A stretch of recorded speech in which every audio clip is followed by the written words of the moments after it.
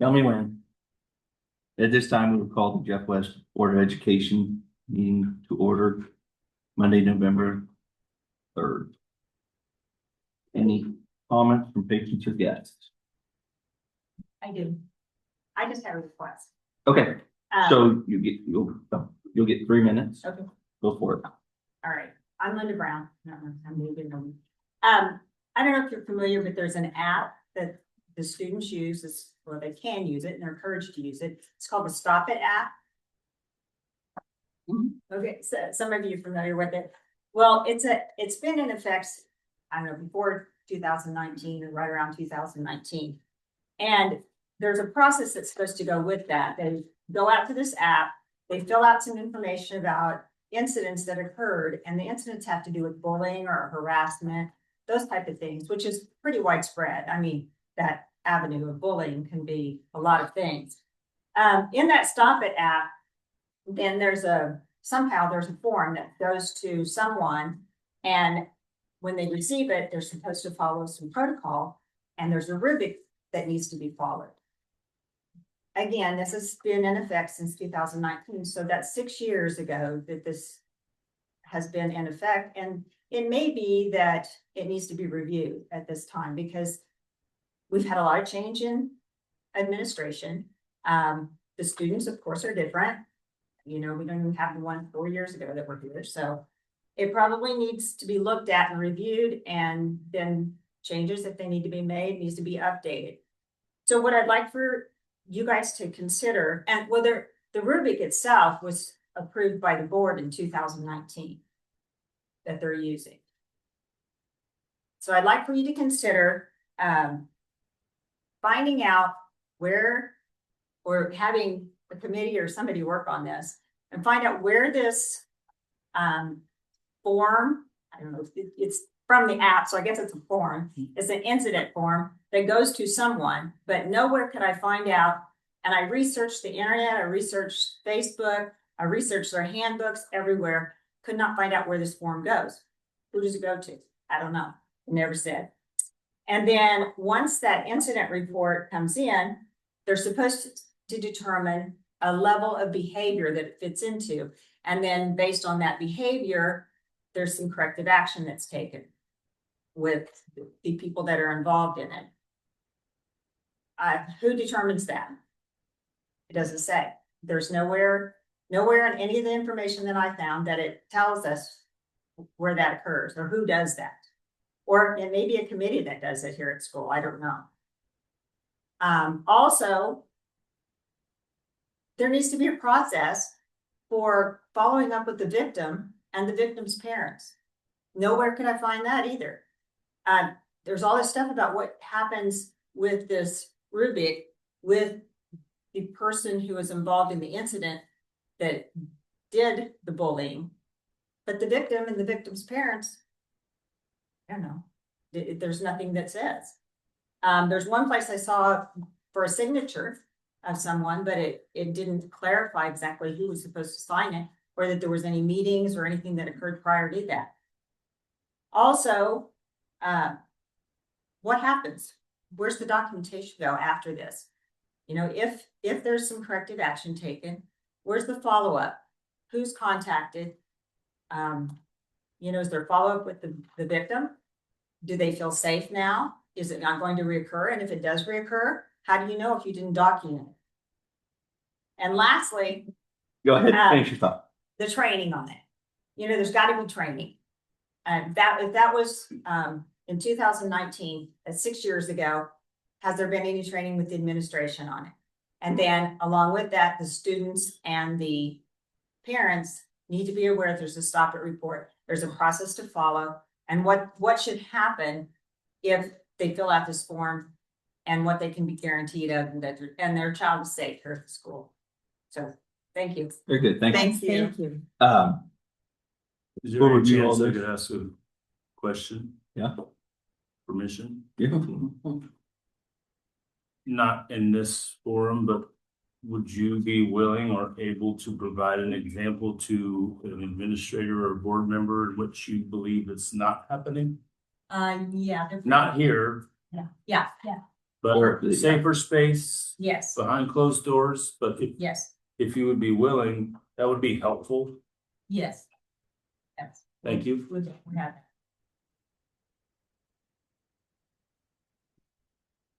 Got 3 minutes. Janelle, I'm gonna apologize to you. After we talked, I even told Dave, your email went to our spam, and I don't know. I got it. Many are doing that now. So I have I- it right here. Yeah, I just got the correspondence, the last So correspondence with you and Brad, Now, but but up until, well, the other days at practice, I told Dave, I said, I found it in spam after I talked to you, so I apologize when It's you. my email address, you guys. I know the feeling. But we need to figure that one out, because, it's not just that, but no, it's happened It happened previously. it's on happening a- quite Well, often. there it pretty is. sensitive matter. This one's got. Anywho, so I do apologize to you. Good. Go. So I did send an email on October 10th in regards to the high school volleyball activities account and the way that it is being unused. My name's Janelle Harper. I'm a 2001 graduate from Jeff West. I was on the first in history volleyball team that went to state. I played college volleyball. I'm very passionate about it. I'm a coach for middle school. I'm also a parent of a freshman volleyball player. She loves volleyball, loves it. Between July 2022 and October 2025, the Jeff West volleyball program raised over $30,000. Mostly those were student-led by cookie dough fundraisers. As of most recent report, more than $24,000 is sitting there unused. The money was raised through the hard work of our students, parents, and the community to support our volleyball team, not to sit idle while families continue to pay out of pocket for meals, shirts, and signs. This all came to light because as a new parent, I simply asked a question. What's the fundraiser money being used for? Not a single parent, not even one of those upperclassmen could answer. Those kids have raised money for 3 years. The only thing anyone could remember was that the money was used in the years was for the pink out jerseys, which was around $1,400. That's in your email.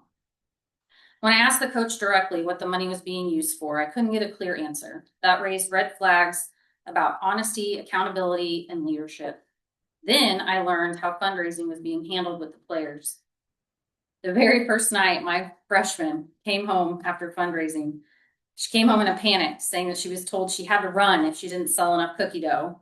She ran around the neighborhood that night to sell more out of fear, not motivation.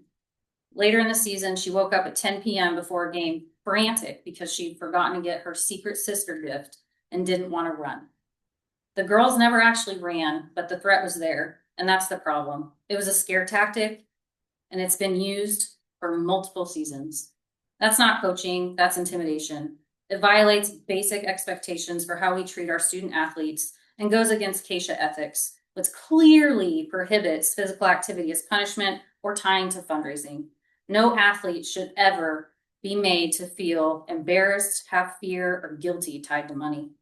The coach has continued to blame the previous athletic director, saying that she was told no whenever she tried to spend money, but that excuse that no longer holds up. As a coach, your job is to advocate for your players and make things happen, even when it takes extra effort. I've coached middle school volleyball here at Jeff West. I've worked with administrators and dealt with red tape. It's not always easy, but if you care about your program, you figure it out. Sitting on $24,000 and claiming helplessness is not leadership, it's avoidance. Meanwhile, parents continue to cover costs that this account could easily pay for. Team signs, team meals, team t-shirts that don't even have our logo on them, weekly secret sister gifts that are required by the coach. That's $10, $20 a week. A lot of families can't afford that. The coach wants a volleyball air cat. That's an amazing piece of equipment for this program, but she claims it can't be purchased or she was told no. And every one of those items is allowed under CASHA Rule 20. Keep reading. I'm almost done. No, keep going. There's no reason this money shouldn't be supporting these players directly. This program is stuck, and the reason is leadership. The district keeps saying they want to build a winning culture. We see that happening right now with our football team. They're 7-2. The stands are full, and the community is thriving. That's what happens when you have strong leadership, accountability, and genuine belief in your players. Volleyball could have the same success story, but it won't with the current coach. We cannot build a winning program under someone who uses fear instead of trust, excuses instead of effort, and secrecy instead of transparency. The volleyball activities account needs a clear seasonal spending plan that's shared with parents and players at the start of the season and followed through at the end. The coach should be held accountable for using the money as intended and for rebuilding trust with both players and parents. This should be oversight from administration and a firm expectation, and this program operates the way every other successful program in the district does, with transparency, purpose, and respect. This isn't blame, it's about accountability and doing what's right for the athletes. The money's there, the girls have done the work. It's time to use the funds for the intended purpose. Jeff West Volleyball deserves leadership that's honest, transparent, and focused on the players, not someone who misleads parents and uses fear to control our kids. I also want to say Holton and Silver Lake were in a state championship this weekend. We beat Holton. We had a team that had amazing talent this year. We lost a set because we were out of rotation. My 7th graders have never been out of rotation. Talent went down the drain, and our kids are devastated. My daughter wasn't even a part of that varsity team. But we love volleyball, and we love Jeff West, and we want that winning mentality, and we want that accountability. If our kids would have went to state, you guys, they would have been in hoodies that didn't even say Jeff West on them, or maybe the team t-shirt their parents bought that didn't have our logo on. Other states that were there had warm-ups, had bags. It's a formal presentation. They're all introduced. They are dressed to the nine. What would we have done? Cool, kids, go out there in your t-shirt that doesn't even have our logo on it. When we have $24,000 in this account. I understand the $50 rule with Keisha Rule 20. I spent hundreds for meals, my kid's t-shirt, and these secret sister gifts. I want my kid to have the Arctic Cat. They're $2,000. We have $24,000. I dealt with the previous athletic director.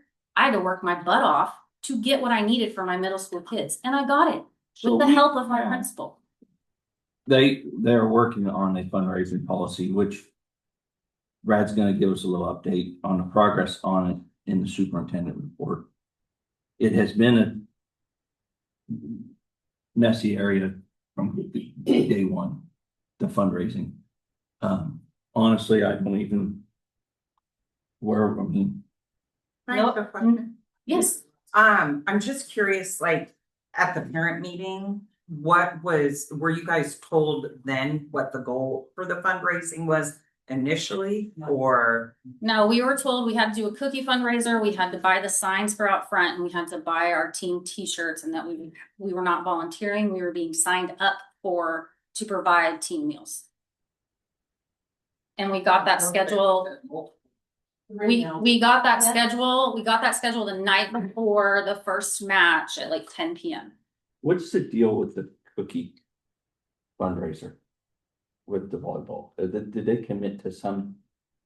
My understanding is, I don't know how many years ago, but we signed an agreement with the cookie company. I could be wrong, I'm like third hand, fifth hand. The 5-year contract. But it's like we talked about last spring when the board looked at a KASB policy on fundraising. And we said there's no need of even considering it because we would be violating it in just about, because we're all over the board as a district with fundraising. So we've been working on a policy that the board could adopt that wouldn't immediately would be in violation of. And so we plan to have a first draft for you in December. We worked on it again today. And we have we can talk about it later in the agenda. Yeah, it's at the very end. I have one. It costs about $4,000 every year to have that fundraiser. Yeah, But then we're getting between 11,000 and 5,000. So the issue isn't with the fundraiser itself, Correct. it's just with where the But- funds are going. What do you mean it's free? Razor, they're all. You have to pay to do a fundraiser? Yes. Yes, we have to pay the vendor. I'm mind blown because I just raised $31,000 for the elementary school for Eileen's is great. cookie dough and it was free. My, $0. and please keep top of mind that our kids are being threatened, Would we? And So No cookie dough. that they're gonna have to run. what is the avenue that it takes to spend the money in this account? What, I mean, what are the steps? How does it work? Does it, the coach go to, I would go to, Brenna would ask what my needs were. I would tell her my needs. Her and I would work with Brad to get what I needed. Okay. Not Brad.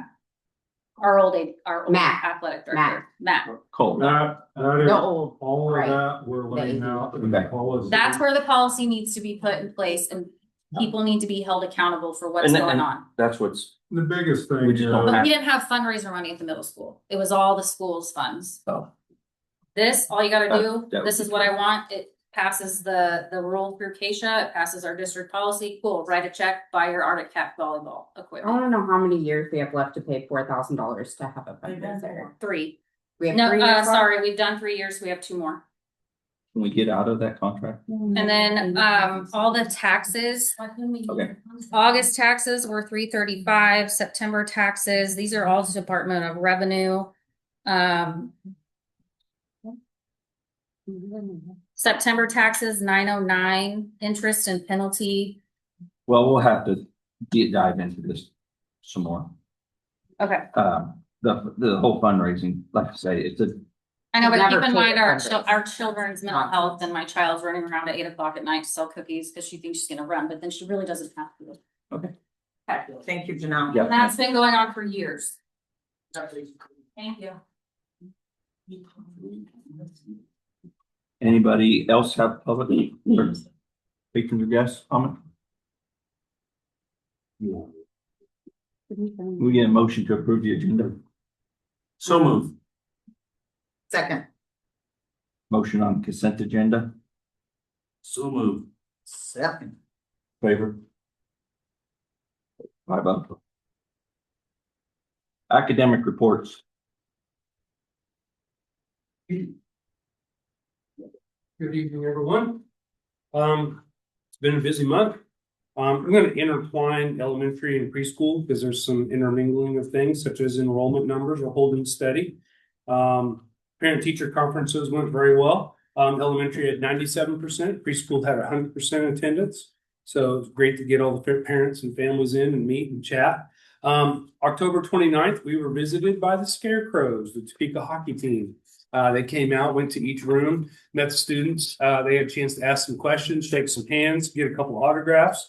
And in November, well, it is November, November 30th, we are going to have a Jeff West game where kids can get a free ticket. They sent home the order forms. So we're going to be encouraging families to get out and go see an event, cheer on the local team, semi-pro team. Halloween parade was a hit. It went off great. We highlighted the new Meriden Police Department vehicle, as well as the middle school band, and Meriden Ozaki Library joined us this year to promote their new building. And then preschool made their debut. So they led right behind, and the 3-year-olds made it all 6 blocks. We had all That ready is plans exciting. all the way down. We were ready.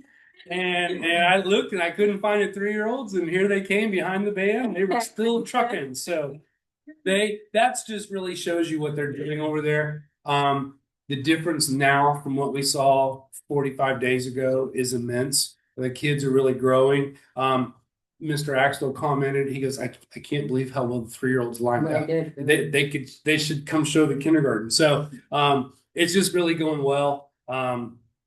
The academics I can see in kids and their activities and the stuff on the wall and the things that they're doing. Teachers are engaging. I just have so many great things to say about this new program. You know, we were all in it. We all committed to our different ways, and it's paying off, and it's just going really good. I want to give a rah for cookie dough because we just distributed 4,500 pounds of cookie dough. Methodist Church. Yeah. There was a lot, but it's all distributed except for a couple of boxes. And the preschool and the elementary combined netted a little over $12,000 to use. We've ordered soccer nets already. There's read night will be happening. We've got some field trip plans for it, some supplies, and then we've got future plans like not read night, excuse me, one book, one school, things like that. So we've got a list of things. Building leadership team is helping identify. And we've got plans for a couple of years down the road. We want to save a little back for this and save a little back for that. So we've got plans. We're working with Booster Club on that.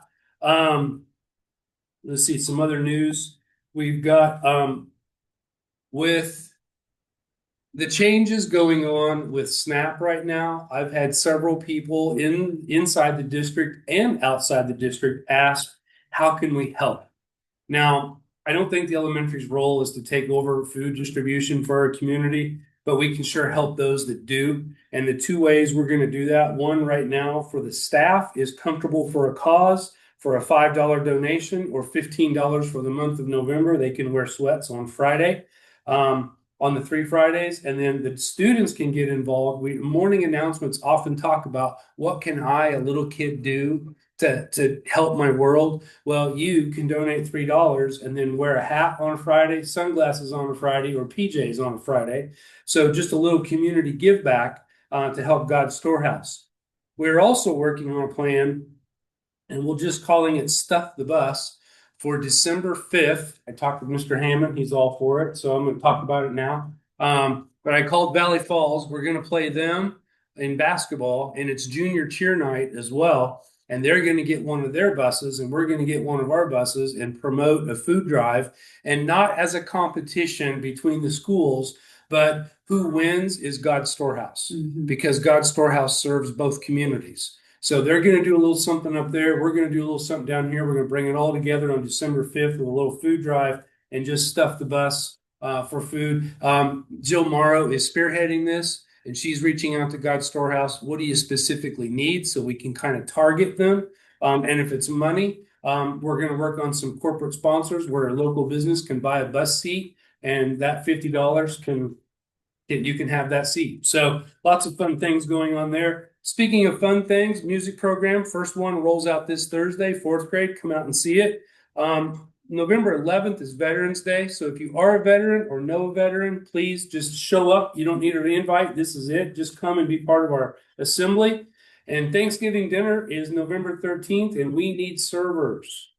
Like I'm pointing fingers. I think the rolls again. Like yeah. We will start serving at 11. So I'd say if you're there about 10:45, we'll find you an apron and some gloves and put you to work. So it helps. What it does really is it helps our cooks be able to keep the food coming out while you're putting the food on the plate. So it's a big help. And then the last one, we had Tiger AR Read Night. It was a big hit in October. We've got another one planned for November. So watch your bulletin. Lots going on at the elementary and preschool. Any questions? Thank No, thank you. Okay, thank you.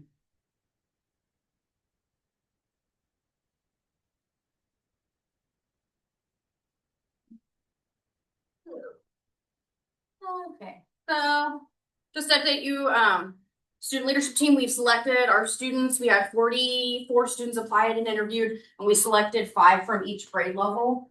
They've had their first meeting, and I have a Google Classroom set up. And so it's been fun watching them just kind of interact with each other and like commenting on whatever I posted. But they were kind and polite and, encouraging each other and like saying, yeah, I like that idea, or let's do this. So it was just nice to see that they're already jumping in, wanting to make some changes, and are being kind and polite and respectful to each other about it. We'll have another meeting this week to discuss, some different fundraising things, and then to discuss like food drives and things like that. We are piggybacking off of the elementary, and the middle school staff will have the opportunity to pay $5 a Friday to wear their sweats. Our students are going to do hat days because they really love a hat day. So we're just going to do 3 Fridays of a hat day for them. Girls basketball and boys wrestling is underway. Our numbers are a little smaller than I would have liked to see. Our 8th grade numbers, we only have enough to do 1 full A game and half a B game every time. That's kind of the same way with most of the league. They just don't have the numbers.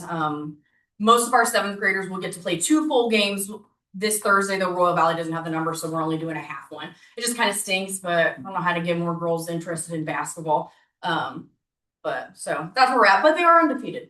So they are kicking butt while they are small but mighty. Our wrestlers, our boys went to Santa Fe Trail on Saturday for their first meet. We have 13 boys out and 10 of them placed. We had 2 first places, 5 third places, and 3 fourth places. And a good chunk of them are some who've never done it before and they're giving it a shot. And so I know one kid, his goal for the season was just to get 1 pin. He got a pin on his first match. And so he was super proud and excited. So it was good to see. They were working hard. They'll have a meet and Perry on them tomorrow. So we'll go to Perry. Yeah, so there's that. Let me see what else. Peer teacher conferences, they were okay. We did have 100% with 5th grade. 6th, 7th, and 8th grade is just kind of hard to really drops off. So we did discuss a little bit at site council, just some different things to try. We talked about it at BLT. We usually get more numbers in February because we have our student-led conferences. So it is more advisory and very scheduled for just that little chunk. But we've talked just some different things to try. So we'll see what else we can figure out. One of the things we're really focusing on with our athletes is getting them to remember that they're students first and athletes second. And so really focusing on, hey, if you're going to be gone, especially like when we get to track season where they're gone for like half a day, or we have the 9 o'clock meets, like you got to talk to your teachers ahead of time and get those assignments because you're responsible for them. We have forms that they have to have filled out and they have to turn into their coach the day before they're leaving. So their coach sees, yes, you checked and you've done your job as a student first. But I'm also working to reward them for having a good GPA as a team. When I talk with Cole about it, Keisha doesn't do it for the middle school. They do the GPA, award if you're on distinguished or, they do it at the high school. But I asked him if we could do it at the middle school. And so he did make certificates. And so I put in there what our GPAs were. Our volleyball had the highest. They were 3.78. We had 13 4.0s. Football had a 3.47. They had 6 4.0s. Cross country, small but mighty, they had a 3.38. They had 1 4.0. And right now for our cheerleaders for the football season, they had a GPA of 3.57. So we celebrated them, proud of them for, being able to manage their time, doing the practices, making sure they're on their work and having those late night games and still maintaining good grades. So we're really, pushing that. Changes, we're looking to spruce up our display cabinets in the commons to kind of showcase our current students. We talked about having each grade level having a case and they could put not just like athletics or academics, but like other things, those kids who are, improving, just different ways to showcase each grade level. So we're working, just trying to figure out some things with that. Area needs, I did talk to Brad about this. One thing Mr. Allen and I talked about as we were standing outside at dismissal, freezing and the drizzling rain that one day. The wind is blowing, like just trying to figure out like almost a bus stop type thing, coverage for our students to stand when they're waiting for their cars to circle around in the pickup lane. So something I'd like to figure out if we can, I don't know, or maybe we auction off all those parking spots. I know, that's what I'm saying. Money for a bus stop type thing. So just something I would like to look into getting. Recognition, Tyler Fritz, he had his first vocal concert for middle school and they did a great job. It was really good to see. We had a good turnout, so yeah. Awesome, thank you. That, not that athletics is everything, but to see that these kids are managing sports and school is a dedication because there are times, all these kids come home late and still have to do homework. That's pretty impressive. I like that. Thank you. Thank you.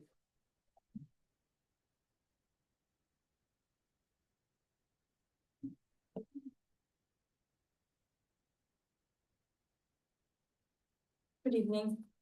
High school wise, kind of like the elementary, our enrollment numbers are pretty steady from last month to this month.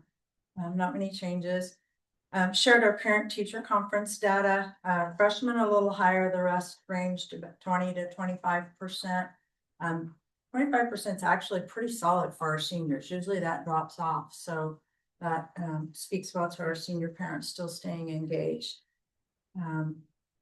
Our choirs, both Lakeside and Concert Choir, had their first vocal concert and did a nice job. And then I want to shout out to FBLA. They hosted a trunk or treat. It was the first time they did it. They didn't have a ton of students get in, but it wasn't for a fundraiser. It was just a service project. Invited all the students to come set up a trunk and so just invite and had competitions for the high school students. I think as they continue to do it from year to year, it will grow and kids will get more into it. That first one is always a little more difficult to get the excitement built, but now that they've started it, I'm excited to see what it will grow to. Upcoming highlights, it says November 27th. Actually, it happened today. It was supposed to be October 27th. We moved it to today. But our sophomores went on a field trip and got a tour of Washburn Tech, and they broke them out into groups and showed them all the different technical areas and schools that they have. And in the small groups, then they were able to ask some questions, find out a little bit more about the technical fields that they could go in. And then we took them to Washburn to have lunch there in their cafeteria. And then on a tour of a college campus. Some of our kids had never been on a college campus. And so just to show them what are some things that are out there, maybe what to look for if they go to do a college visit and have something to compare it to. Our SAD leaders are going to attend a safety conference in Wichita in the middle of November, and that is paid for by a grant through the state. And so we took 2 last year, I think, in a sponsor, and I think there's 3 or 4 going this year, a sponsor. So that's exciting. They come back with new ideas and things to do with our students, and new ways to share the message to help kids make better decisions. Our math teachers are currently looking into the resources that they will want to evaluate. So now they're like, here's what's out there. Here's the 2 or 3 that we would like to have our curriculum director get for us. And then this next year, they'll go through and evaluate those. And then we'll bring a recommendation to the board for our next set of resources for math. So that's in process. Coming soon is our musical. I wrote play, but I need to correct that. It is a musical this fall, and it's Percy Jackson and the Lightning Thief. They've been diligently working on set and lines, and so we're excited to see that. It is a Saturday evening and a Sunday matinee, so we invite you all out. And then another highlight, Mrs. Wolfcutter she will be present at the national conference, but she also is going to be presenting. So I think that's a pretty big deal. There's some pretty big names there in Washington, DC. And so having one of our teachers represent and present is exciting. Our needs, we're still in need of paras, but I do say we have a new one starting tomorrow. So we're making some progress, excited there. And then I just wanted to give a shout out to Mr. Bottom for the great job he did with the fall season. I know it's not quite done yet, but the feedback we've gotten from coaches and sponsors has been very positive, and they're very excited to have him in that position. Questions? I spoke with my son who toured today, and after we got through him demolishing 6 ice cream cones. Oh yeah, they were so excited about the buffet. I'm like, Food is life, I get it. he had a great day. He enjoyed seeing it and the variety. So thank you for doing that. I get Teenager. Mrs. Jensen headed that up for us. So it was good to our Awesome. We'll be getting a deal. Thank you. Keystone report. You have it here. Good. I just had her at Santa Sessions, and she told me to say that Keystone is fully staffed right now, and she's very excited about it. So that's what she told me to say. Well, where we go? Still recruiting paras. Right. Mhm. But right now we're a lot better than we were previously, so that's exciting. Yes. The facility over in Oskaloosa is still on track. And other than that, I think we're not a lot to update on other than businesses as normal. Mm-hmm. Board issues. Final review of crisis management communications. In your packet. So in the packet, in diligent, plus I gave you a handout. And again, this is, we added some glossary. There's so much that you could put in there, but we just wanted to hit some of the main glossary things that if it was to come across. The goal of this, really stemmed from a year ago, there were some good questions that we were being, more reactive to crises, and we really wanted to give parents ahead of. So the cheerleaders are enjoying, the golf girls are enjoying a little event out there, so that could be. It looked like they were deserve having it. practice for the musical. Yeah, the musical's Oh. going on right now too. So, but anyway, this is a message that we plan to share out to parents in the community, just letting them know and make sure that this is getting ready to go out. We will try to craft the language in a way that they understand that there is not a crisis going on right now. What we want you to know in advance is that in the event of a crisis, here's what we will be doing, and here's what we would like for parents to be doing, the types of messages that they might receive, whether it's email or text, what those would look like. Do not call the office because you're not going to get an answer because the phone lines are being used for the crisis situation. Where to go. Please don't drive to the school. Listen to the message and it will tell you where to go if that were the case. So this is just trying to be proactive, one, to let people know what we will be doing, what we would want them to be doing, as well as to let them know that we do work closely with emergency management. We have plans in place just to help them understand that when it's quiet, here's what we want you to know that we will be doing in the event of. This will go out this week. That number 5, I don't know how many people really understand or really know, but there is this thing nationally called swatting. So just let them know that that is a thing. We take it serious, but there are groups out there that like to create havoc and send into 911 that there's a situation going on at a church, at a business, at a school, so we just want people to be aware, but we also want you to know that this is going to go out. So if you get a call, there's not a crisis. We just want you to know that here's what we do in the event of, and every crisis has a different scenario. So anyway, just wanted you to have that because we plan on sending that out district-wide email. We talked about it again today in leadership. We will, parents change, people move in and out. We will probably try to send out reminders.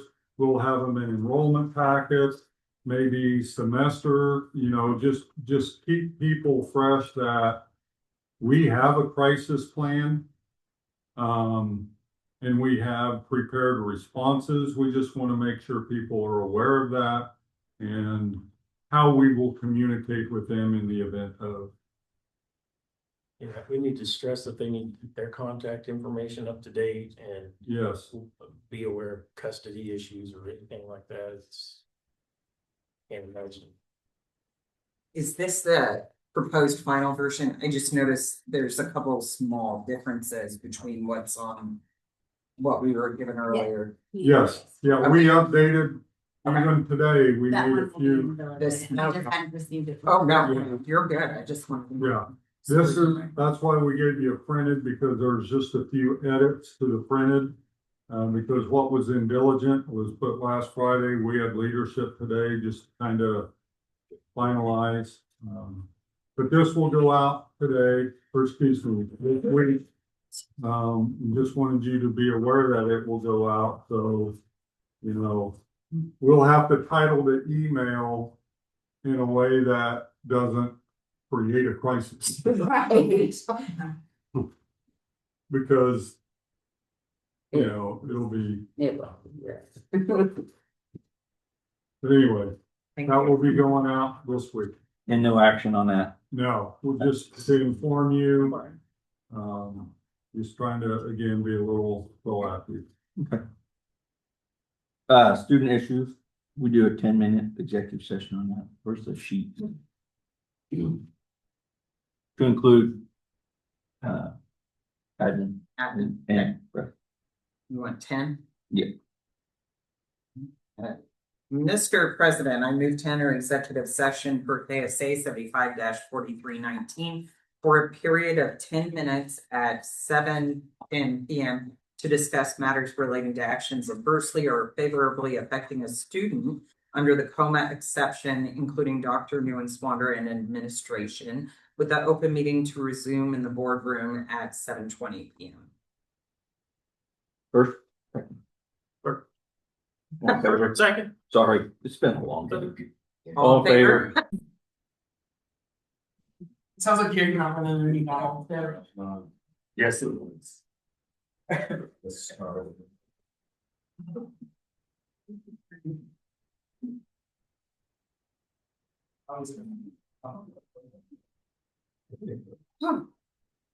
So.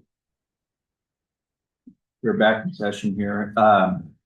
IT, safety, security, planning. You guys.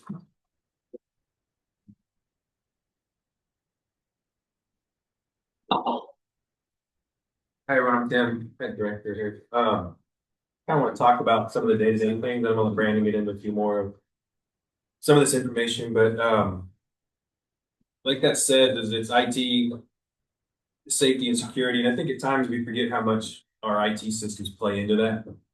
Our buildings safe and secure, having phone systems at work, having bells at work, having intercoms at work.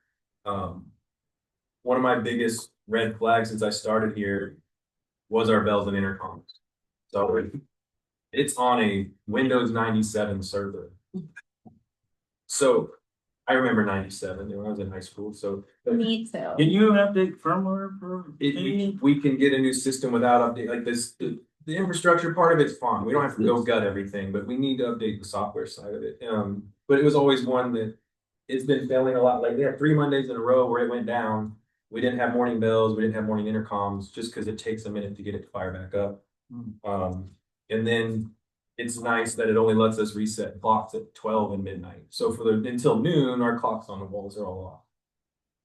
So it's just a system that's out of date, but we keep running into more and more systems like that, where we've just kind of let it go for long enough that we end up with a lot of things at once. And that's a lot of what this is talking about. And I know these numbers get a little high, and as Brandon was mentioning, Sumi's like we shot a little high on some of these just so that we didn't lowball it too. But definitely the bells and intercom is one that really worries me every day. And then when is it going to go down and not come back kind of situation. Our phone system is another one that it works. It's not like we didn't change the way phones work, but when we needed new phones, we had to go to eBay to get them because they don't make them. So we're just on some systems that are causing problems when it comes time to update anything. Let's see what else.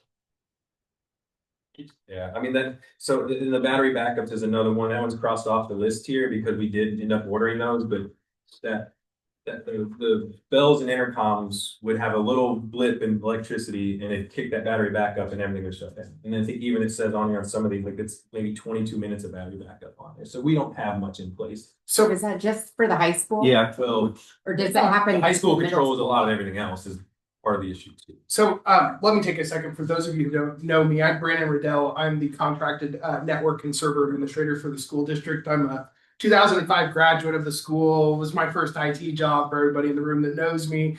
I was brought on and I started assessing all the systems here last year. And this list is what Tim and I have sat down with Brad over the last year to come up with. What is critical infrastructure? What causes problems? And what are some of the stop gaps we can do before we have a bond or a no bond situation to do some of the replacement work?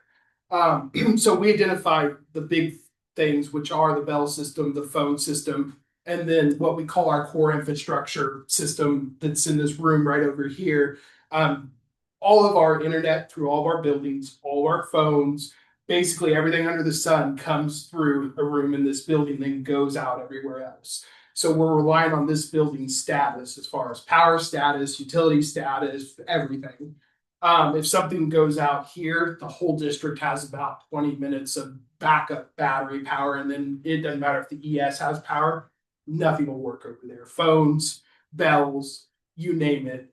So one of the things that I'm doing for the last year is what little pieces can we replace right now to lengthen a lot of that, which is what we worked with Brad here over the last month. And we ordered some of the battery backups to work on getting this room to where we have about an hour and a half of standby power. So if the power is out at the elementary school, but not here, we're putting the same batteries down there. So our system, which runs it up here, will keep it running down there because the pathways will be up and powered. If they have a huge security incident down there and certain things don't work, we're fortifying the ability to get word out, get announcements in the building, out of the building, and everything else. So a lot of this that we did is that. And then Brad had us put together two numbers.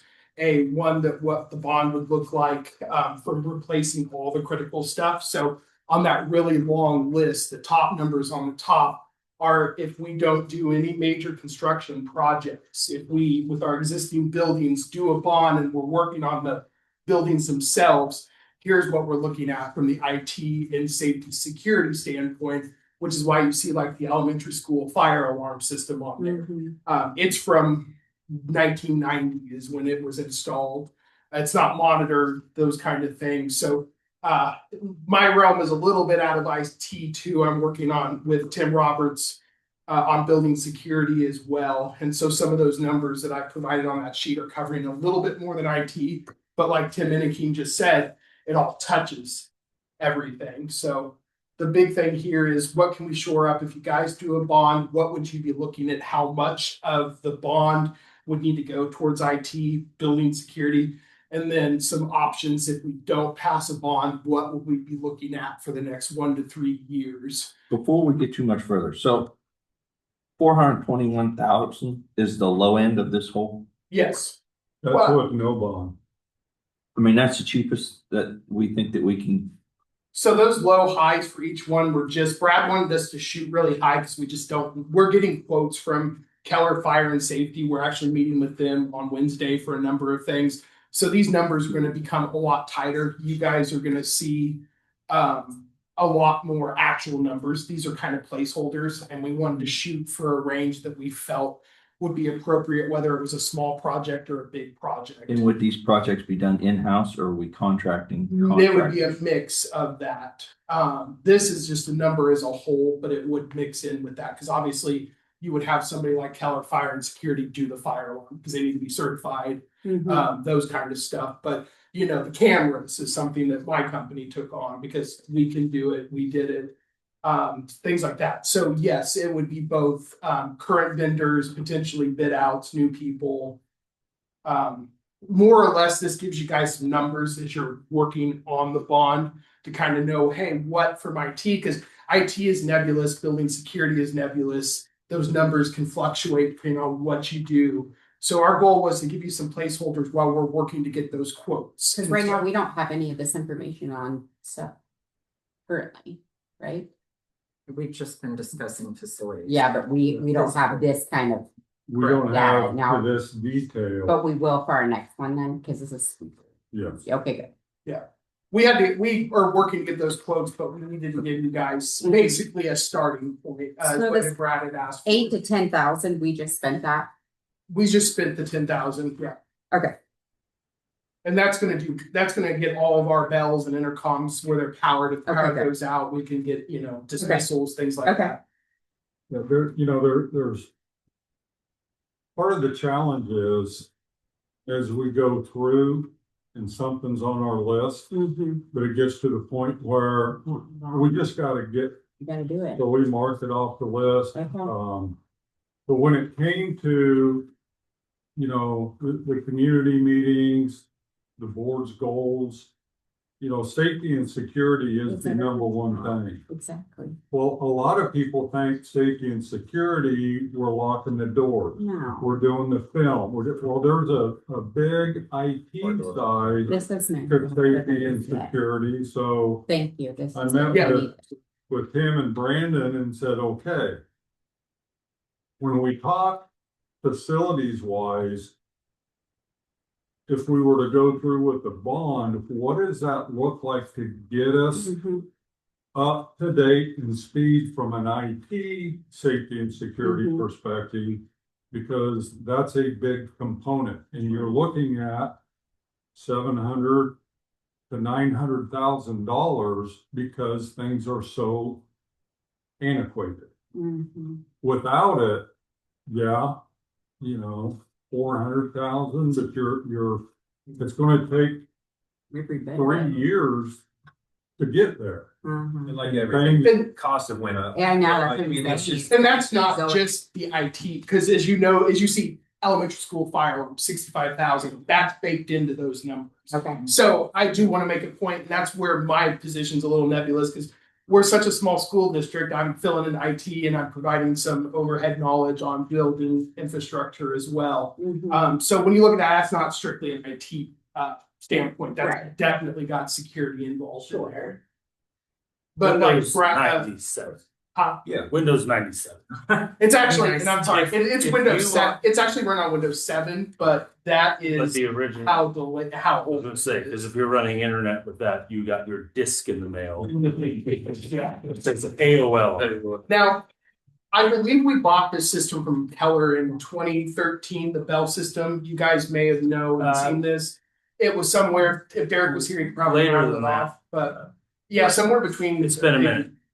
2015, our phone system is 2017, so we're kind of on borrowed time with stuff. Mhm. But we've got plans in place. If we wake up one morning and this phone system is kaput, we've got a vendor, we can at least get something back online. It might be a little monotonous, but we'll get there. They did a complete overhaul of intercom system and communication, but they had to operate within a limited capital outlay budget. Yes. And luckily, when we're talking about that, we're talking about just a single controller that's in this building. That's what that 15 grand is to get off of that, no longer supported. But that controller controls the bells at the MS, the ES, and we're hoping at the preschool, we'll have it all in one system. That way, we're going to talk to Keller about having a backup location. So if there is a problem with one of the controllers in one of the buildings, hopefully another one can take over for the rest of the school. We're trying to engineer some redundancy into this whole operation as well. We've just come so reliant on technology and network that when it's down, like everything, like it stops, everything stops. Like classroom plans. I mean, it's like when the internet's not working, when the phones aren't working, a lot of the education stuff that they had planned gets changed. What was It's all on Yeah, their like- device. I I mean, mean, we have 2,000 devices just on the Wi-Fi network. But what was the idea of having all the bells go through here? That's pretty traditional. Most of the systems are actually even moving to cloud-based, which means, as you know, you're encountering a lot of cloud stuff. I know yourself. Most of it won't even go through here eventually. It'll go through a cloud, which is where we're going to talk about maybe giving the elementary school an internet connection for some redundancy. But we're going to have some discussions with Keller about fortifying that, so it isn't just this building. We're going to try to change that. Did it have anything to do with this one being, I think it was more cost. well, maybe just the one? Oh, when they built it. Could yeah, accommodate the A little bit, you know. best or the most current technology, considering the other two are. I mean, Fred Flintstone went there. Yeah. Maybe this was the only one that could handle it. I think it was the constraint of the budget and the on-site existing infrastructure, how things, like I said, one of the things, without getting too technical, is I'm trying to diversify our pathways so not everything comes to this building and then dies to this building if something goes wrong. How do we keep the rest of our facilities up and running when we have one building specific problem? That's what we want to do. That's why we want to work together with you guys on the bond and stuff. Just try to plan so in 10 or 15 years, we're not having another bond just to deal with safety and security or something. make sure we're doing it right. So why is there a difference between bond and no bond? That was a request from Brad to basically, what would it look like if the bond didn't pass and we had to deal with this? Because either way, we'll eventually have to deal with all of these different silos of technology. If we don't get a bond passed, we're gonna have to deal with them. That's potentially what those lower numbers. Our priority. So we could pass the bond and then do the no bond fixes? We could, but it sounds like we'd be in this boat. Dr. We'd Newton, still be can we afford that? How long would it take for putting ourselves in a bigger hole than we are already in with no bond? Even if it's 400 and whatever thousand, which will more than likely over time increase. Yeah. What are your thoughts on our ability, no bond, to accomplish that?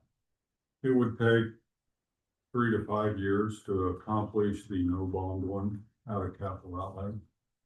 Just because of all the other things. Yeah, we're obligated. Hope it doesn't all. We're obligated and we don't have the wiggle room. And it's, if we didn't have any more freezer, kitchen, HVAC, structural. I mean, but we know that that's because we spend 300,000 plus every year on things that are not on this list that are just deferred.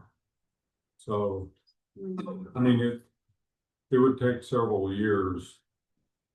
And there are some things, like we said, on the second page, it was on there for critical UPS battery backups. We just had to mark that off and buy them because there are certain things that it's just failing faster than we can keep them on a list.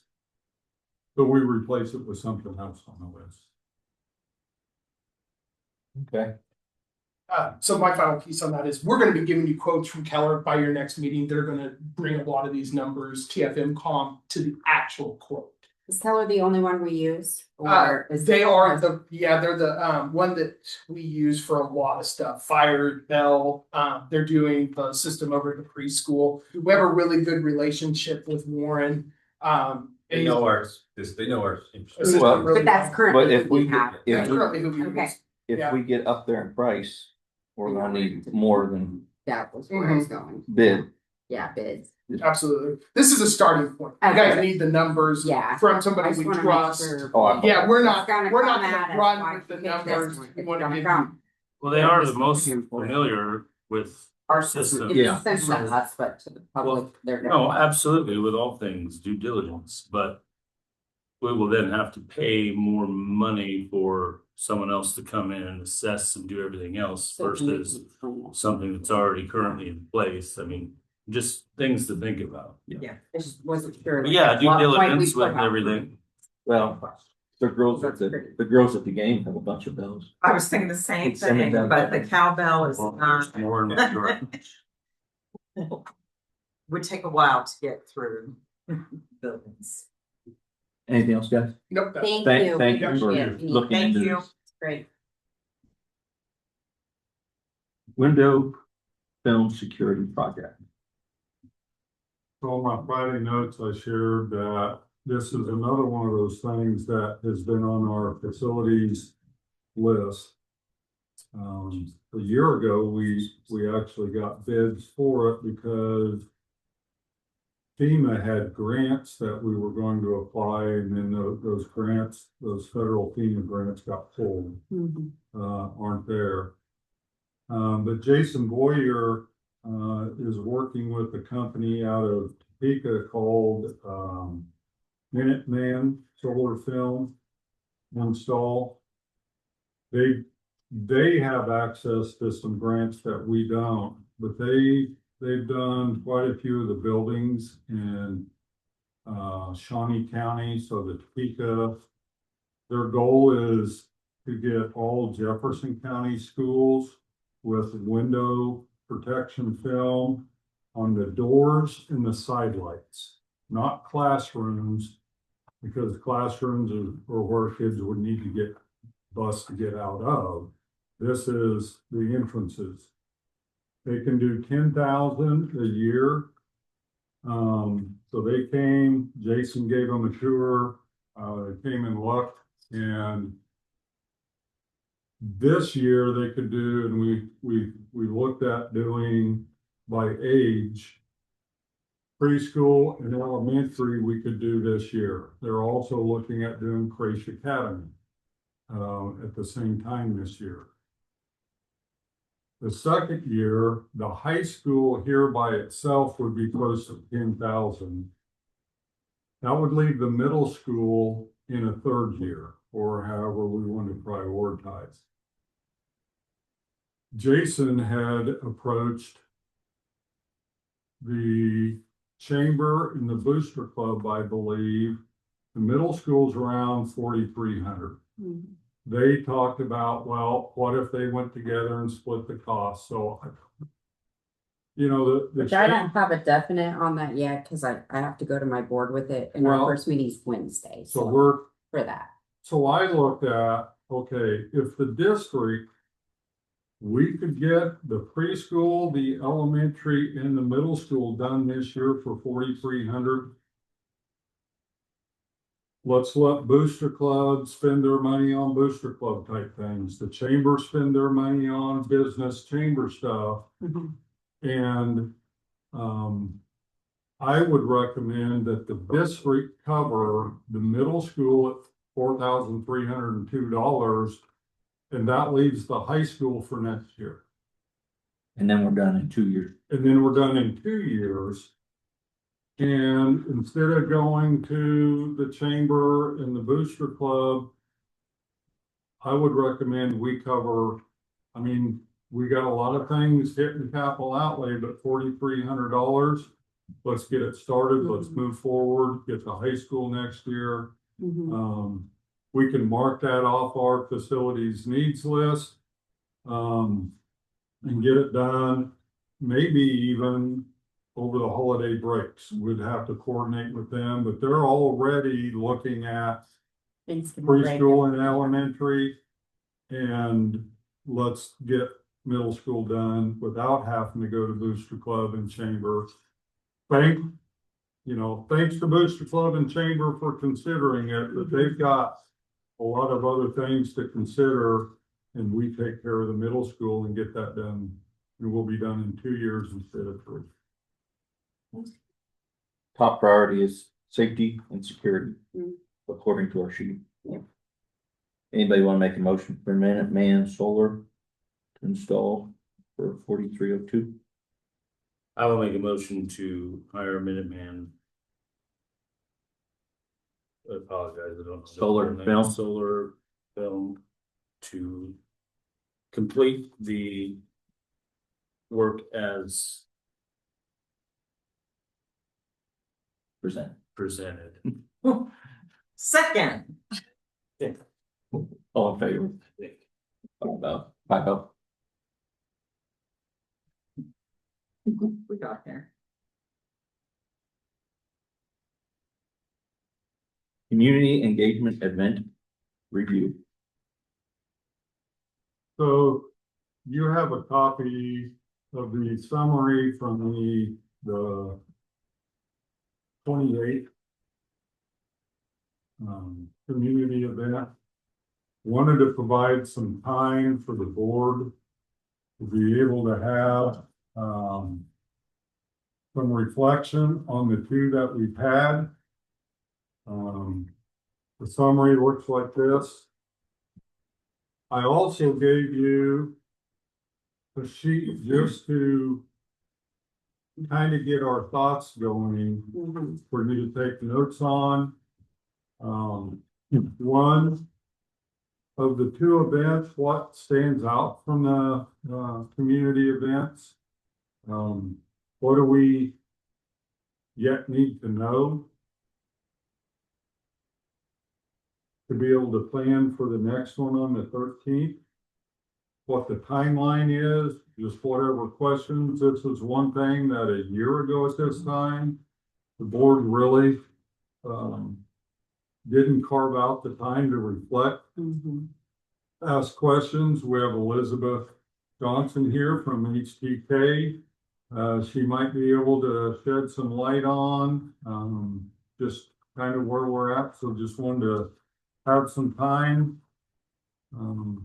This tomorrow will be posted. I'll show you here in a minute. Actually, so on our website, we now have this tab for facilities. This is the frequently asked questions document that we get from the community engagement. We go in and add to it. We provide answers. So there's a link to that. Different committees over the last couple of years that have been working on it. We'll put documents here when they're available. We have the notes from the 8th are posted on there. These notes from the 28th will be posted tomorrow. We wanted you to be able to see them and kind of be able to talk about them. We got the 13th. Here's the needs list that the groups have been working on at the community event. So we have a website here we're starting to put information on. Eventually, you know, so we'll just, there's a place for us to keep adding stuff as it grows. But I just wanted to provide some time for the board to kind of reflect on the first two events, think about the next one coming up. What do we need to know? What questions on timelines? Again, Elizabeth is here to be able to answer any questions that she might be able to share. So, What should our next meeting look like? What kind of topics?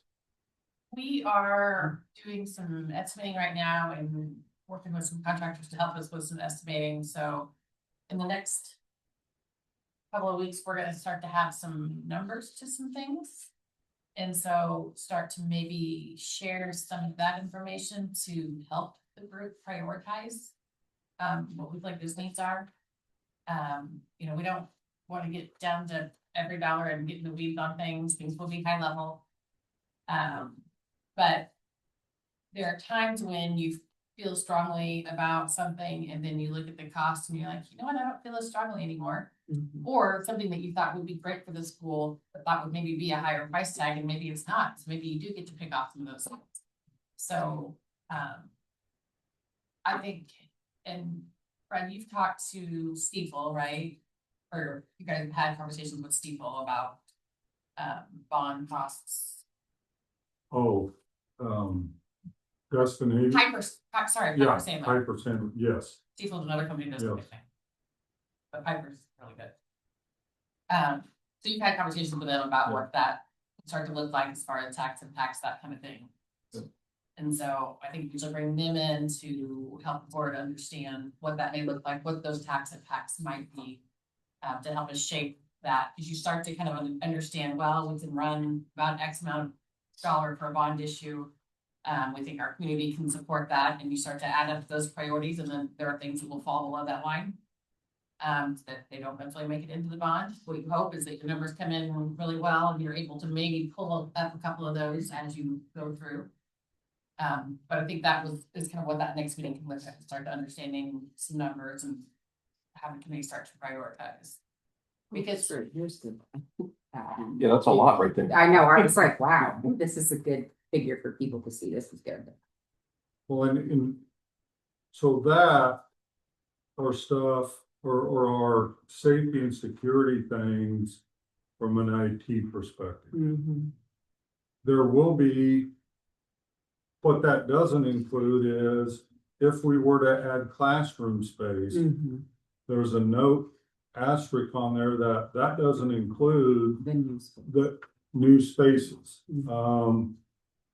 If we were to do something at the middle school to restructure office space to where, you know, for a safer entry to where they can see people. I mean, that is just what they prepared was just existing infrastructure to update it as part of a bond for safety and security instead of dragging it out for the next 3 to 5 years, if that makes sense. But there will be things like at the preschool, no windows in front, so you can't see anybody coming in. So, you know, there's safety and security that doesn't involve IT.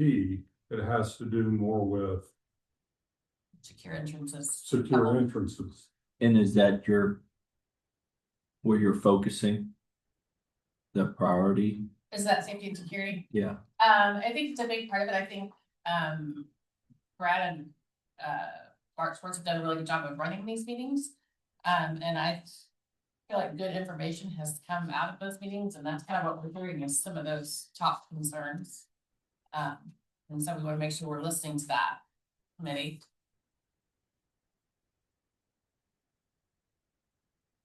And that's the challenge with this bond is it's not like, and we all drive by Perry, so I'm using it as an example. It's not like we're building a gym in Ball Diamonds. I mean, great. We're doing things across 6 different facilities that are deferred. So it's hard, and I know it's hard for the community. So they have to kind of think about, all right, you got to package things because we have safety and security at the preschool, at the elementary, at the middle school, and at the high school. We have infrastructure at the elementary, at all buildings. So when you look at what the community is saying is, yes, there are there's a high level of support around safety and security, and here's what they package under that. You know, building infrastructure from HVAC to electrical to roof to drainage, foundation, learning spaces, additional classrooms, preschool restrooms, the BoE building upgrades. I mean, it's just the track, just repairing as, you know, necessary. Centralized kitchen. You know, there's a lot of questions about, well, what does that mean? Well, we spend a lot of money trying to keep 3 old kitchens up.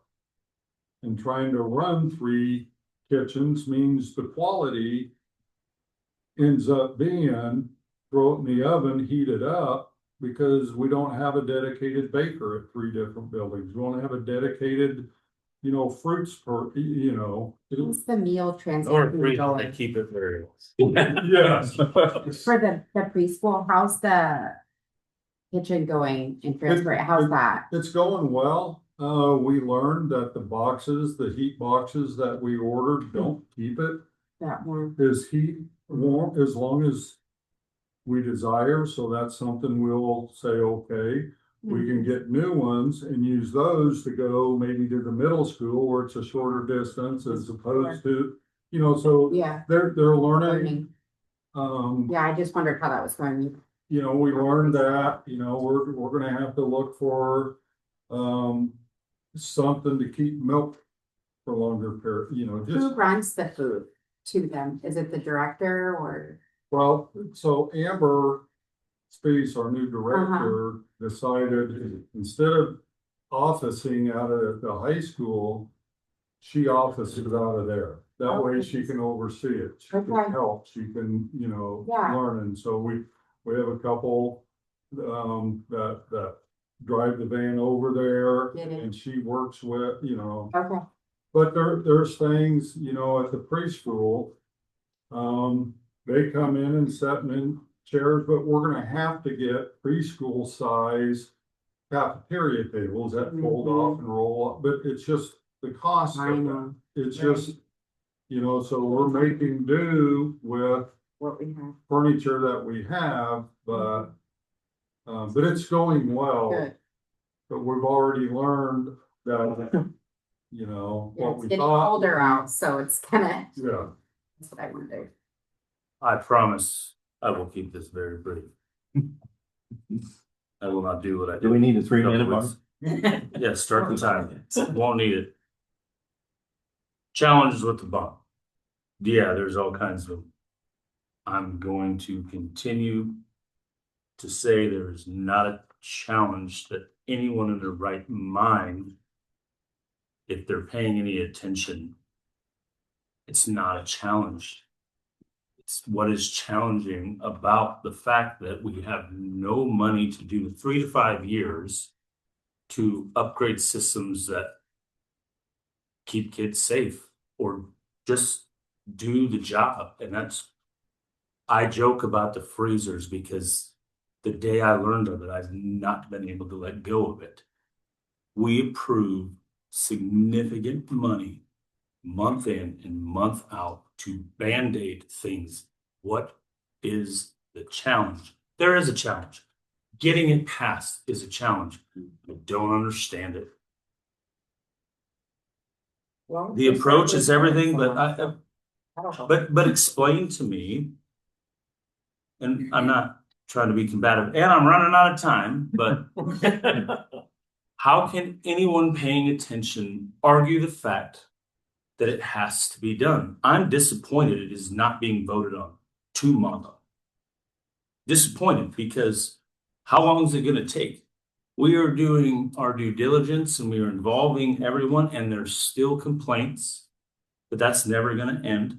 At what point in time is this community going to understand that it's your fill in the blanks for the 4-letter word you want? Time. I mean, it's time, y'all. What if it fails, it fails. That's democracy. Put it on the vote, put it on a ballot. Let the people decide. But like, this is ridiculous. This is actually not ridiculous. This is real deal information. But how can you sit here and read it, hear it, communicate? I know you hear about it in the community. I cannot be the only one. How do you defend it anymore? Well, How can you defend this anymore? right. I'm done. I think that by doing it better this time, we're growing community trust. And we're showing that we're not rushing into it. We're finding a lot more detail. We hired a professional this time. We didn't just wing it. So I feel like us easing into it is the safer bet, and the community's more engaged. Now, there's 7 people online. I would have liked to have seen 90, but we can't control people getting online and seeing our, all they do is talk to certain board members and get their information. So I would really like for the community to watch the board meetings. But they don't. So all we can expect them to do is to come to these engagements. And I know your point. It's not what you meant, but I do want to apologize to everyone that spent significant time and the professional assessment of these buildings and the committee that spent hours preparing for a bond that happened quickly. The approach, you learn from defeat. You learn from mistakes. Exactly, we did. But it was not an ignorant effort. No. These needs are the exact same. We are just drilling down into them to say the same thing. And I'll leave it there.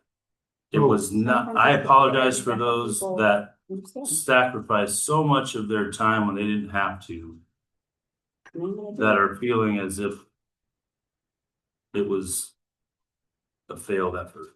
It was just the beginning of an effort. Now I'm real done. So advice from you for this thing. When I was going through each of the tables, I thought there was a lot of constructive advice. I did feel some individuals are very set in their ways. And bottom line is, I don't know what additional information can be provided to sway them one way or the other. However, just looking at our list, and for example, just picking out something real quick, like they're asking what is labeled as needs versus wants. I get it, and that makes sense. However, bus covers were labeled as a want versus a need. And in my mind, I'm thinking about, okay, how much do we spend each, year, each month, et cetera, repairing damage from not keeping our buses covered, like things like along those lines.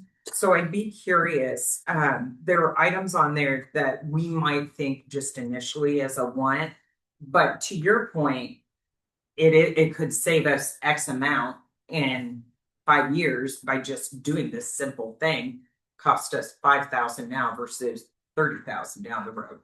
I think things like that. That's an example that, visiting with Melvin, it's hard to put a dollar amount. He said that. Because you have $1 million of inventory. Now, we rotate buses out, but their route buses are expensive and we've got that many of them. Probably the biggest challenge is you have to start them so early. Well, other than the sun, just the weather, but just the frost and the diesel and and trying to protect them and have them presentable is, how many years would it take to pay for itself? Don't know. But they go out there awful early and run them, and then the back of it, it's those frosty days, those hard to see out windows. It's hard to. There's this big difference. But it's hard to put dollar amounts to that. Is that a one? Well, maybe. But I think it would be helpful to say, well, this is why it goes beyond that. Yeah. In addition to, one other thing I heard frequently was, well, the want versus need, and then this is what we need to do right now to fix what we have. But my biggest thing I'm thinking about is, okay, so say we get this and we're paying it for the next how many years, 20 years, whatever we decide. People are saying, do we do 2 bonds? Do we do, this is what, and is it going to be feasible to expect people to vote yes twice back to back and go up and up and up to get us covered for the next 20 years? Like, this is what fixes us now, but we need to look for the future while we're paying this bond off. Heard a board member continue to never let it on lapse again. So when we think about the 13th, and this is something that Elizabeth and I and Piper Sandler, we can think about is, I heard several times at the meetings, people talk about, being average. Well, if we, as a district, if our mill levy for the district was average in the state, that's going to generate about $17.5 million in a bond. Then you talk about scope of work. Well, what could you package together to get to that level? Those are maybe some of the conversations we can start having. I think we've got a good idea on what people care about: safety and security, structural, things like that. We start putting numbers together to help the community say, okay, 30% of the community is going to say no, no matter what. Right. Okay.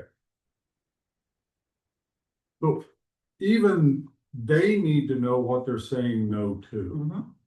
So if we could say, okay, we've heard multiple times average, okay, we're here. What gets it to there?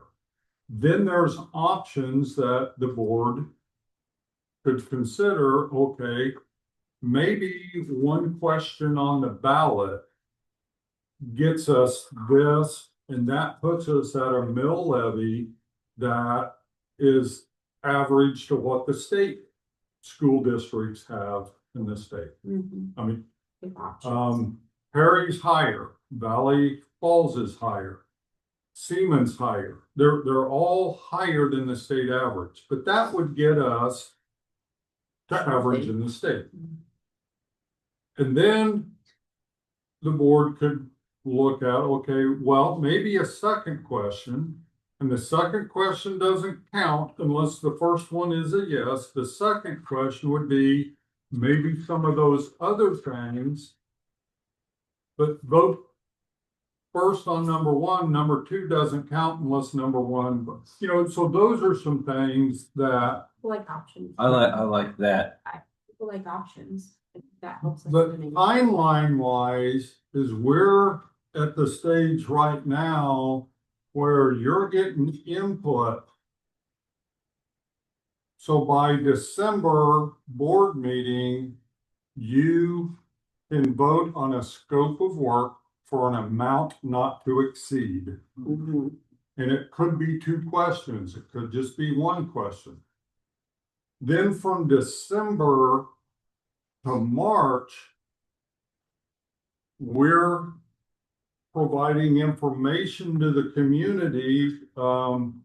HTK can be saying, well, the locker area out here, here's some ideas of what that could look like. New classrooms, new secure entrances. The problem is a lot of this is behind the curtain that people aren't going to see. But of the things that you could see, and we're informing, we're putting mailers out, we're trying to inform the community about kind of the details. Right now, you're just getting input on what priorities are of the community. So by December, if you choose to move forward in March, you can put a scope of work together with an amount not to exceed. Then from then on, it's like, okay, when you come into a basketball game, here's kind of a rendering of, we've got to fix at some point this front entrance that's rusting, that the sidewalk, what that might look like, the new classrooms at the preschool and the middle school, a new restructured front, those types of things will happen the 3 months of December to early March.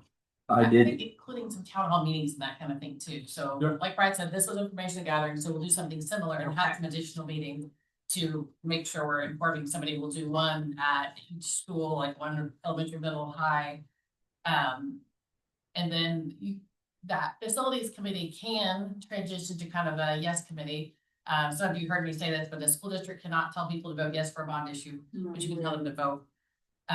But if you have kind of a subcommittee that runs alongside the district that can deliver that message, that would be helpful.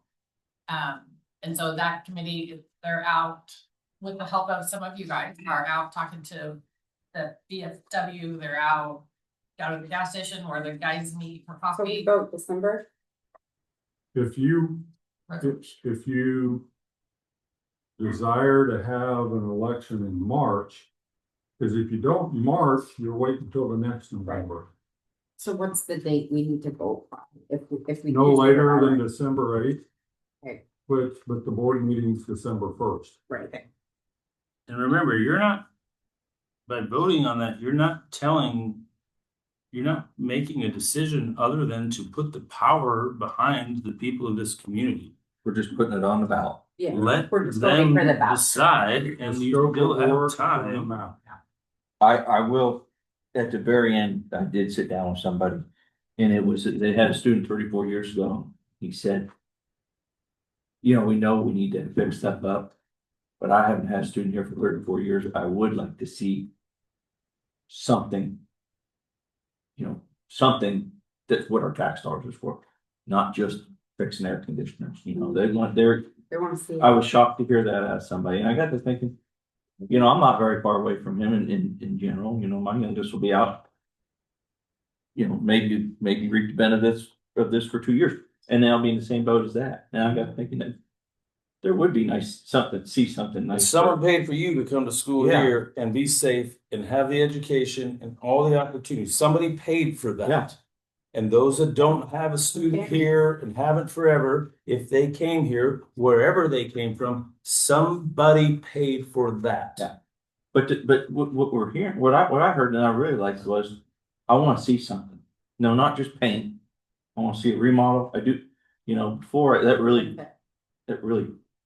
was an eye opener for me, because before I was like, just whatever, fix it, but move on, so. That Matt. How about what you don't see? Yeah. No, I'm serious, and I am. Don't. How about the things you don't see? When Oh, that it needs comes to be fixed. safety. So How about we prevent you from seeing the things that nobody wants to see? Absolutely, we do need And to I'm fix not, those. I am passionate about this. Really? I'm done. I really apologize. 3 minutes is up again. I am really bad about interrupting, and I will. So we do tons of democracy issues all over the state. And every community is different, but I'm seconding what Matt said because it's really easy for us to say, no, we're just gonna do those bare minimums of what is needed. But some of those ones are what people kind of get behind too. And that allows our teachers to teach a little differently. It allows us to have accessible playgrounds for our kids that need that. It allows people to walk on the track in a safe way. So I agree with Matt. That's something to think about. That could be hard because you want to say, I just want the infrastructure, I just want whatever we just had. And that's sometimes where that second question can come in if a track is controversial. Maybe that's what that second question is. And Silver Lake Athletics is what helped pass. It just depends on your community. So something to think about. Anything else? No, I like that. It's your time. I like it. Let's see what's wrong. So I will work, with Bart and Elizabeth Yep. and Piper. I won't be here. It's me, John. But the rest of our team. Yes. We'll meet you there. Please, right. Facilities planning website, you briefly touched on that. I like that, thank you. Yeah, we can call that good. I don't know, can we? Look at Like, 7.5. We probably need to push. Yeah. over there. Okay, yeah, we can do that. So then we are personalized executive session. Whatever you need. Well, I won't be in there. Well, we need to do that and then do the I guess we 30 don't. managers executive session after and then include you. Can't we just do one and kick you out for part of it? 10 minutes. For all of it? You probably won't need. Number 9. We would go back in. Right. So for number 8, you may just need 5 minutes. 2-3 minutes. Okay. Because you'll have, Oh, no. you probably only need one in there. And then we need to go back in for number 9. Right. Are we not doing 7.5 then? Well. No, because the person that was going to speak with you is not here. Oh, okay. So we'll have to do that another month. Mr. President, I move to enter executive session for KSA 75-4319 for a period of 5 minutes at 8:13 PM to discuss personnel issues of non-elected personnel under COMA exception, including Rhonda Fritz, with the open meeting to resume in the boardroom at, thank you, 8:18 PM. And in Brenna. And Brenna too. Second. All in favor? 5. Can leave. Yeah. Okay, do you have anything else for me? Thank you. Thanks. Guys, appreciate it. Everybody from Rhonda on, can step out. Really, you're done, bud. Run, West, run. You. Okay.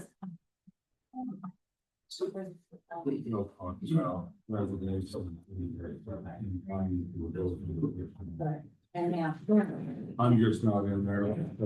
Because Let me know what you need from me. I will, get with Bart and we will schedule a time to plan the whatever 13th is. Okay, let me know. Thanks. Thank you. Have a good evening.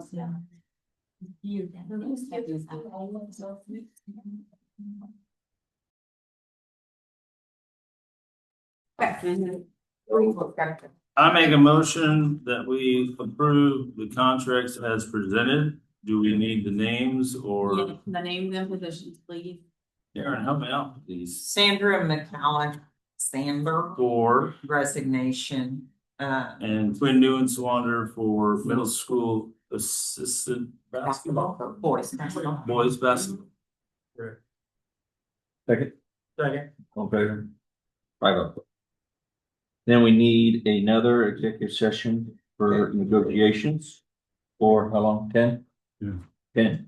Mr. President, I move to enter executive session per KSA 75-4319 for a period of 10 minutes at 8:20 p.m. to discuss employer-employee negotiations under the Coma exception, including Dr. Neuenswander, This one. with the open meeting to resume in the boardroom at 8:30. Second. All in favor? 5-0.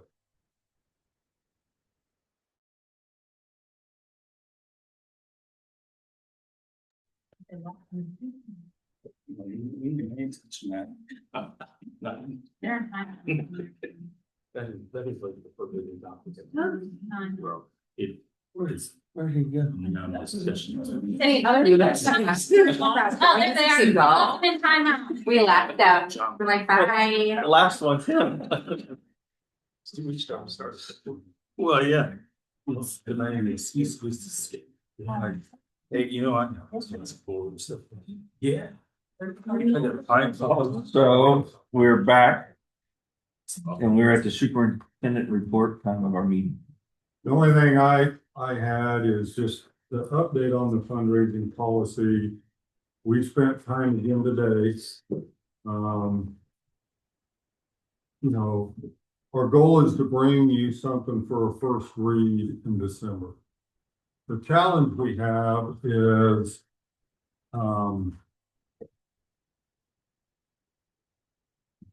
you know, just you take, yes, in order to be able to fundraise, you have to have building administrator / AD permission. And in there's got to be a compelling reason why. What is it going to go for? What is it, you know? And, you know, we go from the extremes of volleyball with 24,000. And yeah, there's a comp where having to look, why did we ever sign? I don't know. That was prior. It is what it is. To high school baseball that has 0.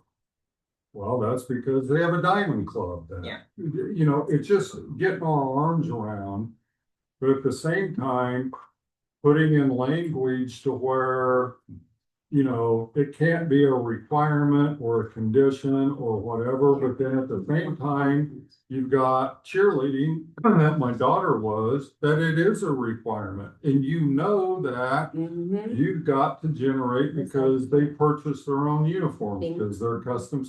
So just trying to logistically walk through things and be able to address the nuances of different clubs, organizations, sports, and not be in violation as soon as the board approves. It's just a lot of guidance, a lot of.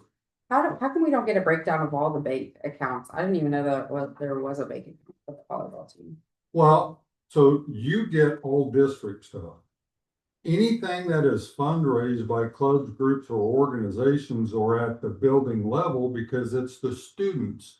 So you don't, for example, you don't have board, you don't have authority to spend money Right. in a group that FBLA, FCC, Sure, they raised that's it. their, in all of those, We're just There's- curious how many of them there's district have money accounts. and come and ask me for money. I'm But like, "Oh, I didn't know." But we can't tell the volleyball that we can't depict where that money goes in that. Right, and Right, that's fine. it's, We they've shouldn't got to be, have too. a reason to go, and then they have to follow those reasons, you know. But our Right. policy we've never had a policy other than you have to have permission from the building administrator, but we, as a district, we never had anything that really had structured guidelines around it, which is why a year ago at this time, school districts asked Kansas Association of School Board, could you put up some draft to give us something to start looking at? So last spring, I shared with you their first draft, but I was like, well, we're not bringing it to you to approve it because we would violate it right out of the gate. But our main thing is we all agree for you to do something, you have to have, softball last year, they did one. They raised really good. a ton of money. What is it that you're raising it for? What purpose? We gotta Does make, it go through the school though? So That's where my confusion is. Yeah. Are all, so quarterback club, does that go through the school? No. So they're kind of like the booster club. yes, so we Okay. will have in there that this does not apply Because to we're outside separate. organizations. Mhm. Post prom, There. that is, they do Parents. fundraisers, that's not Through the school. booster club, quarterback club, diamond club. But all the problem with that is Keisha says they're synonymous with us. But they have to make sure that they follow the same. So for example, the Diamond Club, they've been around long enough, they get that, we can buy things, but a kid can't leave with something that has more than a $50 value, a t-shirt or what. Mhm. They've been around long enough. The Touchdown Club kind of got reinvented. Okay, we got to Mhm. make sure that they're, so we'll have some kind of Mhm. document to let them know, hand out, met with them, that's great. But it goes on a hanger and gets checked out the next year Mhm. because anything over a tangible dollar amount. Has to, How right? do we keep it? How do we keep it where if the kids do the work to They earn get to that work. money Yeah, they that should year? reap the benefit. Yes, how does it stay with them? I mean, I'd like to see it worded somehow, that the Well, money has to be spent Yeah, that because you year. can't save it for 10 years and then those kids raised it and got nothing for it. but the only way to do I think for that is fundraisers, it's to either give them some guidelines that's included in it. They understand now. The Diamond Club has known that for years, just because they've been around for years. They just know that if you are a organization that is supporting a school district team or club, you have to go under these guidelines because those are groups that have to follow HACIA as well as local board guidelines. And if you're okay with that, then you just know that all your hard work, you might get a $50 t-shirt out of it. But because you can't. Well, to your point, Matt, I think what'll help is if they say that this is what we're raising money. Yes. Yeah, and stick to that. Yeah, That's yeah, my and they'll biggest have to, concern. and so then, Well, that's So- what the district club does. yeah, and Put it out so there. at that point, they'll know, is this going to be something my kid's gonna get this year, next year? Is this, Yeah, it's gotta be to support a program, Mhm. not an individual But- kid. So to Janelle's point where she was saying what they were spending on, we had some areas there where it was lunch or food and stuff like that. Kinetics, I mean, so they get Yeah, shirt but or they- whatever, they're so you hit food the $50 mark Each kid per is student. $50. Can that money then, can additional money be spent on snacks and food beyond that? That's one thing I have to look at because a lot of people have, and that's Paul's working on those things because you can't. You know how many banquets you could have for $24,000 of food? A lot of good. no, Saying just their sack lunches on the bus, that's That's what. right. and But if you exceed it already with the shirt And they talk about that. They talk about meal But each kid specific, isn't Yes, paying $50 that So- month. Everybody has different interpretations. but it's cumulative. Oh, so it's not, okay. Yeah, so can their fundraisers go to meals? Yes, but probably up to a dollar amount. I mean, it's just, Keisha is really strong about, not only volunteers, but also dollar amounts, because you had teams that were decked, and well, you can call it a fundraiser, or I think you they're just the have people that's- a couple organizations in your community that like to spend money on things, and Keisha had to say no because I think, the inequities. I mean, just, And buying kids and having kids want to transfer from this district to that one because they got, we're Nice. giving each kid $100 check for every time they score over 15 points, and it's just. oh, wait, we can't bribe our kids. Well, and I know in the high school, I was totally sure the school can't do it, but somebody can. But It's 100% legal so now. we will have a draft. I will send it. ridiculous. But it's. I will send it to you on a Friday report, so you kind of get an idea of where we're at. We don't want to get it so tight and restricted How we can give. that, but same time, we don't control booster clubs or touchdown or diamond, other than we've got to make sure that they don't put our groups and organizations out of compliance with CASA. I think there needs to be something in there, and that there are certain organizations that we want to fundraise for XYZ. And there are some that are just like, we're doing no fundraising, but then it's not, I don't want to say it's not fair, but no, it isn't. It isn't fair to those kids that went and fundraised. So we've got to find that balance So- too. Riddle this then, like. The FFA, they, did something, and I can't remember what it was called, if it was called being a sponsor. I really don't know what I donated for. Yeah, they came to the Booster Club and asked us for $500 just to be. I honestly sponsored, don't and know, I was like, I didn't. That's I your didn't problem. even know, my wife wrote the check, I didn't even know really. But I don't know what we That's why I donated. said I need to have a breakdown, and I never got a. That's why Give us money. That's why I said we've done things the same way for so many years. What they got in it, stop asking With me no for real money. guidance. And then you get new people, new coaches, new sponsors, and over time, that's why I was like, there's no need of approving anything until we have something that doesn't put someone, and then it's the education side. Mhm.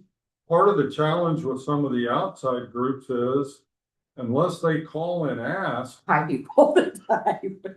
I ask, just so I know. administrators may not even know that there's a new group out there and they're running a fundraiser. And they're, oh, we didn't even know I that know. there was a. but we call and, with Booster Club, we call and ask permission to Yes. you to make sure we're not Yeah, breaking any rules. but if there is an outside organization and they don't reach out first, we don't know until after the It's too fact late. that Right.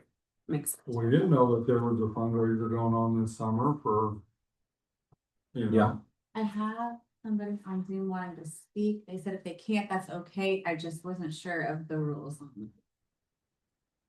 I think our open forum session was at the beginning. Okay, and I did tell her, we can open up the next meeting with her. She Yeah, just let me know who absolutely, she is. absolutely. Okay, perfect. Okay. Janelle, I hope you heard that.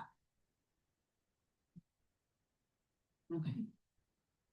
So, but we will be, share the same concerns as Mhm. people in our community. It's just, we gotta get, Sure. arms around and say, okay, Mhm. here's some restrictions and here's how we're gonna operate moving forward. Including, because yes, all of those accounts are held at the building where they're, Mhm. because those are student accounts. That makes not sense. I'm district glad. account. Thank you. That's what I And, wondered. Oh, I asked on time, now, like, there's more accounts than you want now. Well, I'm gonna start reaching out for people asking to write a check. Matt, if you're writing text now, I'm. So I did, my wife did. No, but- Anybody got anything else? No. Adjourn.